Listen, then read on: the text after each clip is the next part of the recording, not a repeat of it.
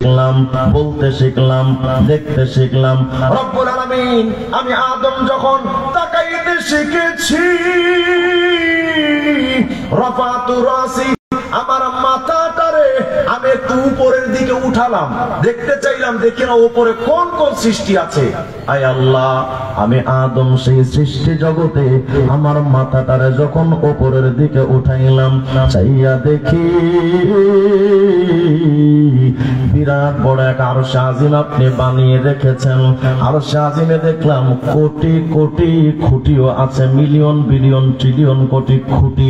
রব্বুল আলামিন আমি ওই আরশের খুঁটিগুলোর দিকে যখন তাকাইলাম, ফারাইতু কওয়ামিয়াল আরশ মাকতুবুন আলাইহা লা ইলাহা ইল্লাল্লাহ মুহাম্মাদুর রাসূলুল্লাহ। আল্লাহু আকবার। আমি যখন আরশ আজিমের খুঁটিগুলোর দিকে যখন তাকাইলাম, একটা দুইটা খুঁটি না, কোটি কোটি খুঁটির প্রত্যেকটা খুঁটির আগাই দেখেছি এক পাশে তো আপনার নাম, আরেক পাশে নবী মুহাম্মদ আরবির নাম। তখন আমি বুঝে নিয়েছি মুহাম্মদ সাধারণ কোন মানুষ না। দুনিয়ার মানুষ আজকে আপনারা অনেকে মনে মনে ভাবেন আমি পীরের অনুসরণ করলেই তো জান্নাত কনফার্ম, নবী দরকারটা কি? বাবাই তো সব। এই যে আপনাদের এই নাঙ্গলকোট এলাকায় সম্ভবত একটা তার সেরা, কি সেরা এ কয় পীরি খোদা পীরি নবী, আসতে করে মুর্শিদ খোদা মুর্শিদ রাসূল, দিলে মুখে করছি কবুল। নাউজুবিল্লাহ 5 দিন পরে পড়ে আনন্দ। নাউজুবিল্লাহ নাউজুবিল্লাহ। মুর্শিদ খোদা মুর্শিদ রাসূল, মুর্শিদ মানে পীর, মানে পীরি খোদা পীরি রাসূল, দিলে মুখে করছি কবুল। শুনে মোল্লার গোষ্ঠী ফতোয়া দিছে আমি নাকি কাফের হইয়াছি, আমি আর যাবো না মোল্লার কাছে, তওবা করেছি। নাউজুবিল্লাহ। উনি খাঁটি দিলে তওবা নসুহা করছে, জীবনে আলেমদের কাছে যাবে না। আমি বললাম আলেমদের কাছে যাইতে মহব্বত করতে তো হালাল জাদা হওয়া লাগে, হারাম জাদাদের কপালে কোনদিন আলেমদের মহব্বত নসিব হয় না। আলেমরা মানে কাফের কয়। আমি বললাম তুই যদি পীরে খোদা বলিস, রসুল বলিস, আলেমরা তোরে কাফের বলবেন, আব্দুল কাদের জিলানী করবেন না। লড়াই লাইছে যারা আজকে মনে করেন আমার পীর আমার জান্নাতে নিয়ে যাবে, আরো হিডন লাগে। দুনিয়ার মানুষ চমৎকার একটা রিওয়ায়াত আপনাদের শোনাই। সেদিন ইমাম শাফি রহমাতুল্লাহ আলাইহির মাযহাবের এক আলেমের একটা কিতাব পড়তেছিলাম, রিয়াদুর রাকায়েক ওয়া হিয়াদুল হাকায়েক কিতাবের 153 নম্বর পৃষ্ঠার বর্ণনা। ওখানে লিখেছে আমাদের নবীর নাম তো মুহাম্মদ, জানেন তো সবাই? বলেন তো মুহাম্মদ শব্দ লিখতে কয়টা অক্ষর লাগে? কয়টা? সবাই জানেন তো? অনেকে জানেন না। হাকিস বিড়ির প্যাকেটে বিড়ি কয়টা থাকে এটা ঠিকই জানেন। মুহাম্মদ শব্দ লিখতে 4টা অক্ষর লাগে। বলেন তো কয়টা? 4টা। মিম হা মিম দাল কয়টা? 4টা।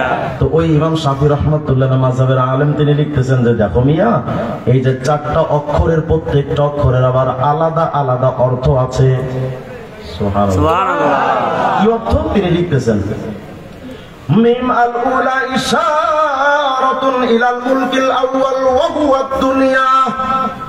মুহাম্মাদের প্রথম মিমের মধ্যে অর্থ হলো মুলকে আউয়াল, তার মানে হলো দুনিয়া। মিম আত-তানিয়া ইশারাতুন ইলাল মুলকি তানি ওয়া হুয়াল আখিরা। মুহাম্মাদের দ্বিতীয় মিম মানে মুলকে তানি, অর্থ হলো আখিরাত। মাঝখানের হা ইশারাতুন ইলার রাহমা, হা মানে আল্লাহর রহমত। শেষের দাল ইশারাতুন ইলাদ দাওয়াম, দাল মানে সদা সর্বদা। তো মুহাম্মাদের প্রথম মিম মানে দুনিয়া, দ্বিতীয় মিম মানে আখিরাত, হা মানে রহমত, দাল মানে সদা সর্বদা। যেন আল্লাহ তাআলা আমাদের নবীর নামটা মুহাম্মদ দিয়া আমাদেরকে এইটা বোঝাইতে চান, এর দুনিয়ার মানুষ শোনো দুনিয়া থেকে আখিরাত পর্যন্ত সদা সর্বদা আমি আল্লাহর রহমত যদি পেতে চাও, আমার মুহাম্মদকে মানা ছাড়া আর কোনো বিকল্প রাস্তা না। আর এরা বলে যে আমাদের পীর হলেই চলে। আমি কিন্তু পীর বিরোধী মানুষ না, আল্লাহর কসম। আমিও পীরের মুরিদ, কিন্তু আমি মানি সেই পীরকে যেই পীর আমার রাসূলের সুন্নাত আমাকে শিখায় দেয়। এরা বলে যে আমরা পীর কি করব, বাবা হলেই চলে। কিরামান কাতিবিন, রোজা হাসরের দিন আল্লাহর কাছে যদি করে অভিযোগ, আমি বলবো দুনিয়ায় ছিলাম ল্যাংটা বাবার লোক। বলেন তো উপায় থাকবে? আমি মনে মনে ভাবলাম তুই ল্যাংটার মুরিদা যদি গান বানাইতে পারোস, আমিও তো কওমি পড়ুয়া পোলা বিখাউস, আমিও কম না, আমিও একটা বানাইছি। কই না থাক করে সমালোচনা করে। কিরামান কাতিবিন, পাইবে যেদিন তোরা যারা ছিলি ল্যাংটা বাবার লোক, তোদের জুতা মাইরা কইব জাহান্নামে ঢোক। আর গানটা যদি এমন হতো, কিরামান কাতিবিন, রোজা হাসরের দিন আল্লাহর কাছে যদি করে অভিযোগ, আমি বলবো দুনিয়ায় ছিলাম মুহাম্মাদের লোক।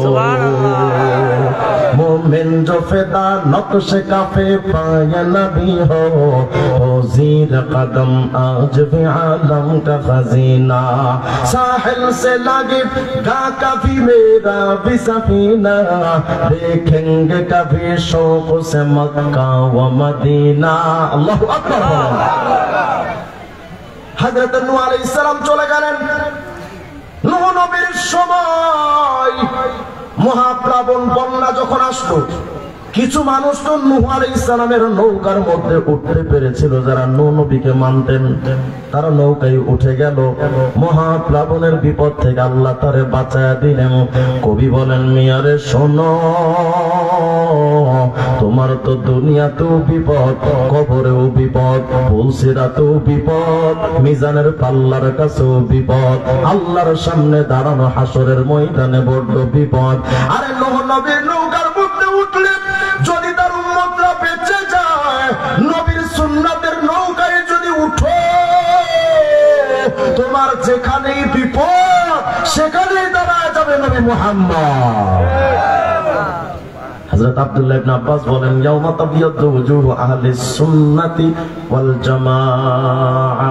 হযরত আব্দুল্লাহ ইবনে আব্বাস বলেন, শোনো, এই জামানায় যদি তোমরা দুইটা জিনিস মানতে চাও, এক নাম্বার সুন্নাত, নবীর সুন্নাহ, দ্বিতীয় নাম্বার সাহাবা।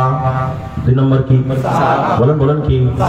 অনেক ইসলামিক দলের লোকেরা কইব, দেখবেন যে সাহাবীরা সত্যের মাপকাঠি না। আমি বলি তোরাও ইসলামিক দল না। আসতে বলেন আরো জোরে কান।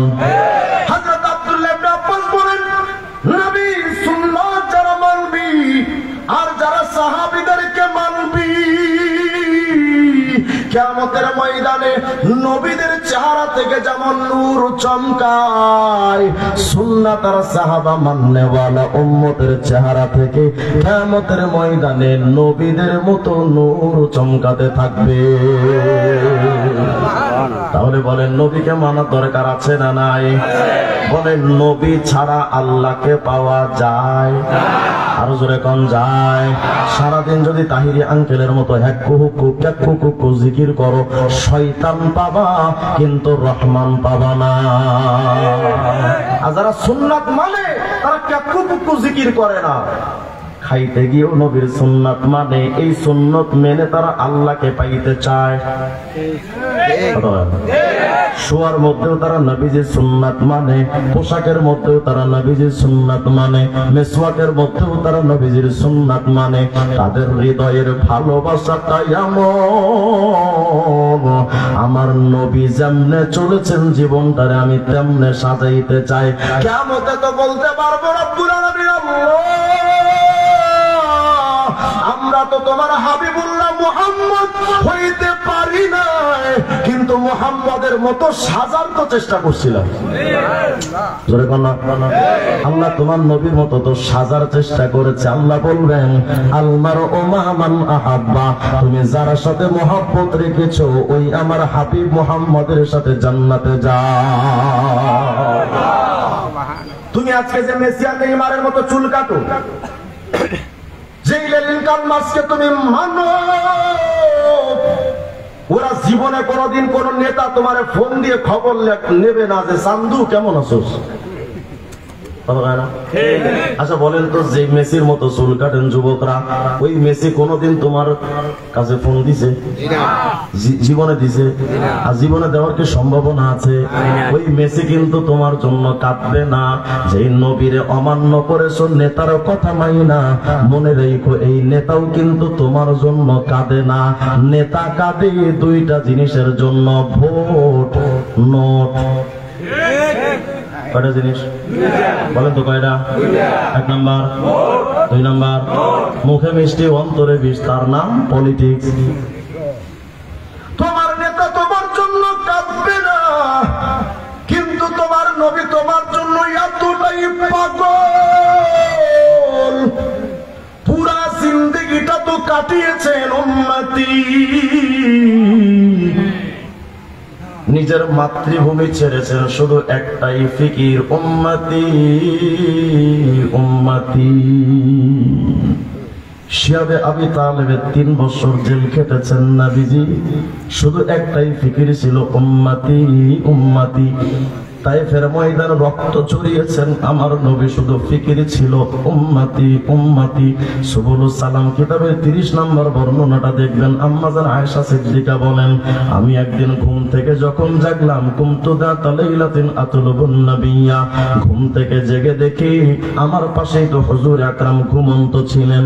কিন্তু আমি আয়েশা যখন ঘুম থেকে জেগে উঠলাম, তাকায় দেখি নবী নাই। ফাআতলুবুন নবিয়্যা, খুঁজতে লাগলাম নবী কই, নবী কই। হযরত আম্মা জান আয়েশা সিদ্দিকা বলেন, আশেপাশের বাড়িতেও নবীরা পাইলাম না, গলি গলিতেও নবী নাই, রাস্তাঘাটেও নবী নাই, নবী কই। ফাওয়াজাতুহু বিল বাকি,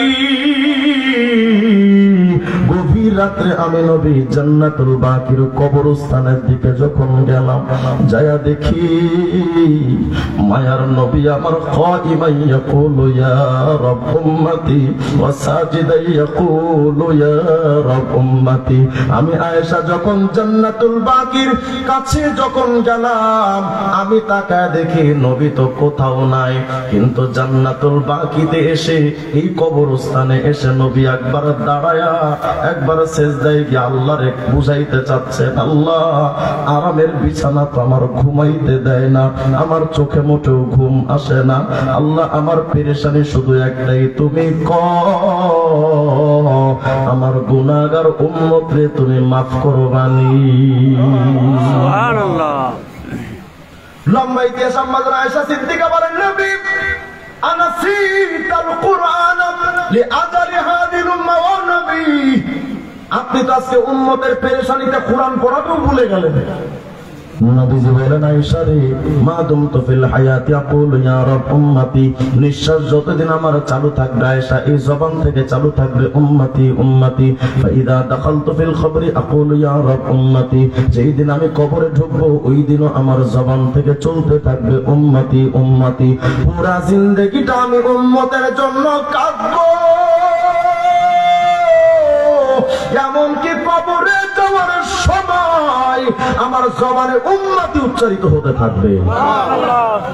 এই হাদিসটা যেদিন আমি দেখলাম, আমার কাছে ব্যাখ্যাটা ক্লিয়ার বুঝে আসলো না, এটা কি বুঝালেন নবী।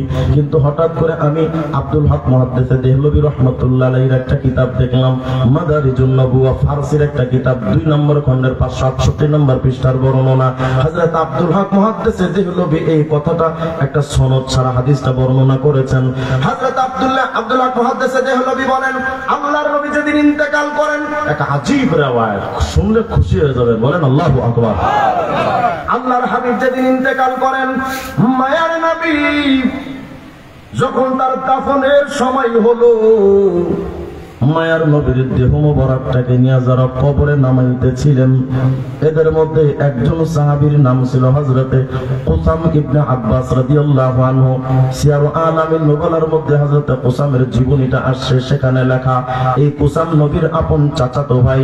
হযরতে কুসামের দেখতে কানা ইউশবিহু বিন নবী সাল্লাল্লাহু আলাইহি ওয়াসাল্লাম। কুসামের পুরাটা দেহ দেখতে মোটামুটি আমাদের নবীর মতো, যেহেতু নবীজির বংশধর, দেখতে মোটামুটি নবীজির মতো তার দেহ অবয়বটা ছিল। এই কুসাম তো তিনি কানা আখিরু মান খরাজা মিন লাহদি রাসূলিল্লাহি সাল্লাল্লাহু আলাইহি ওয়াসাল্লাম। কুসাম, এই কুসাম তো সে যিনি সর্বশেষ নবীজির দেহ মোবারকটাকে কবরে শোয়া, সর্বশেষ যিনি নবীজির রওজা কবর থেকে উঠে এসেছিলেন, এই সাহাবীর নাম হযরত কুসাম ইবনে আব্বাস রাদিয়াল্লাহু আনহু। হযরত কুসাম বলেন, আমি যখন মায়ার নবীকে কবরের মধ্যে রেখে যখন উঠে আসবো, মনে মনে তো আসতেছিল, আরে এতদিন মনের মধ্যে কোনো কষ্ট থাকলে তো রাহমাতুল লিল আলামিনের চেহারার দিকে তাকালে সাহাবীদের মনের কষ্টগুলো তো দূর হয়ে যেত। কিন্তু কুসাম মনে মনে ভাবে, আজকের পরে তো এই রাহমাতুল লিল আলামিনের চেহারাটা আর কোনোদিন দেখতে পারবো না। আমি জনমের মতো আখিরি নজরটা একটু রাহমাতুল লিল আলামিনের চেহারা মুবারকটা একটু শেষবারের মতো দেখা লই না। হযরত কুসাম বলেন, আব্দুল্লাহ মুহাদ্দিসে দেহলভী ফারসি ইবারাতটা এভাবে লিখেছেন, নজর কর দমদর কবর কে আ হযরত সাল্লাল্লাহু আলাইহি ওয়াসাল্লাম লবহায়ে মুবারক খুদ রাবি জম্বানি।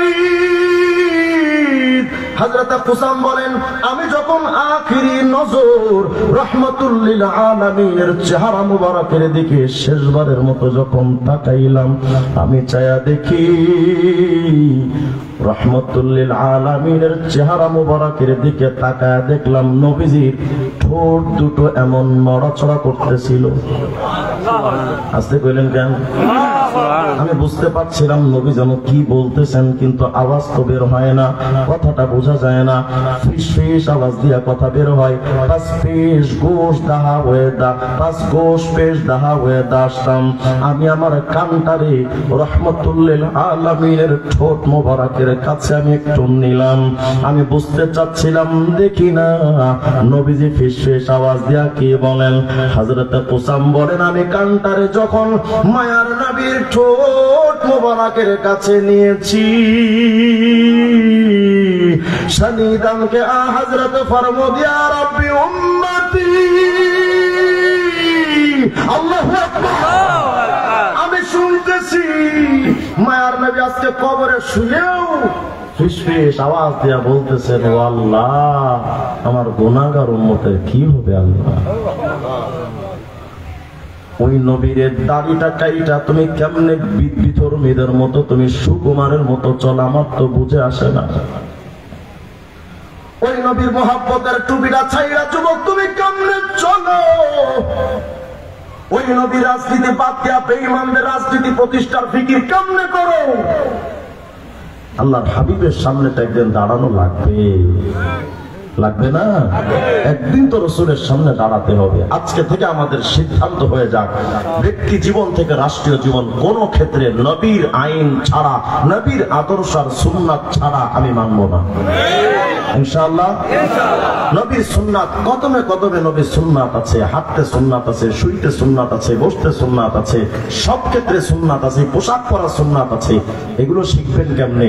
এই কওমি মাদ্রাসার হুজুরদের কাছে আসবেন, তারা আপনাকে সুন্নাত শিখায় দিবে। আর যদি একান্ত না আসতে চান, তাবলীগ জামাতে সময় দিবে। কি জামাতে? দেখবেন তাবলীগ ওয়ালারা গোল কইরা বসা, খাওয়ার সুন্নাত, শোয়ার সুন্নাত, ওযু গোসলের সুন্নাত হাতে কলমে শিখায় দেয়। তাবলীগ জামাতে সময় দিবেন, তবে নিশ্চয় আলেমদের সাথে, আলেম বিদ্বেষী কারোর সাথে না। মনে থাকবে তো ইনশাআল্লাহ? আল্লাহ তাআলা আমাদের তৌফিক দান করেন। আমার আরেকটা প্রোগ্রাম আছে, আমার আসলে 20 মিনিট সময় আরো আগে ছাড়ার দরকার ছিল, কিন্তু আমার দেরি হয়ে গেছে। আমার এখান থেকে সে মনোহরগঞ্জ যাওয়া লাগবে। কেউ উঠাউটি করবেন না, আলোচকরা আছেন। আর আজকে আমাদের এখানে যিনি মেইন আলোচক মুফতি শামসুদ্দৌলা আশরাফি, এই বসে ভাই, বুঝেন না, মুফতি শামসুদ্দৌলা আশরাফি ভাই, তিনি আজকে এখানে আখেরি আলোচক, তিনি আসবেন। আমি আমার লাইফে ফেরাকে বাতিলের ব্যাপারে কাজ করার জন্য অনলাইন ভিত্তিক কাজের উৎসাহ যার থেকে প্রথম পেয়েছি এবং প্রথম দীক্ষাটা যার থেকে পেয়েছি তিনি হচ্ছেন মুফতি শামসুদ্দোহা আশরাফি। উনি আমাকে হাতে কলমে শিখাতেন, এভাবে আলোচনা তৈরি করো, এভাবে আলোচনা ভিডিও করো, এভাবে বন্ধুত্বের সম্পর্ক তিনি আমাকে হাতে কলমে শিখিয়েছেন। এই দৃষ্টিকোণ থেকে উনি আমার একজন উস্তাদ। আলহামদুলিল্লাহ, আমি আমার এই দীর্ঘ লাইফে একজন ভদ্র এবং আমানতদার মানুষ হিসেবে মুফতি শামসুদ্দোহা আশরাফিকে দেখেছি। আমি শুনেছি উনি আপনাদের এই এলাকায় মনে নির্বাচন করবেন। আলহামদুলিল্লাহ, আমি এটা বলতে পারি, এমন একজন মানুষ যদি আপনারা পেয়ে যান আপনাদের আর পেছন ফিরে তাকাতে হবে ইনশাআল্লাহ। এই জন্য অন্তত একজন আমানতদার, একজন ভালো মানুষ আমাদের কাছে আসুক, আমরা চাই কি চাই না? থাকবেন তো ওনার পাশে ইনশাআল্লাহ? হাত তুলেন তো দেখি কে কে থাকবেন। আল্লাহ তাআলা আমাদের সবাইকে বুঝ দান করেন। সবার কাছে দোয়া চাই, আপনাদের জন্য দোয়া করি। আসসালামু আলাইকুম ওয়া রাহমাতুল্লাহি ওয়া বারাকাতুহু।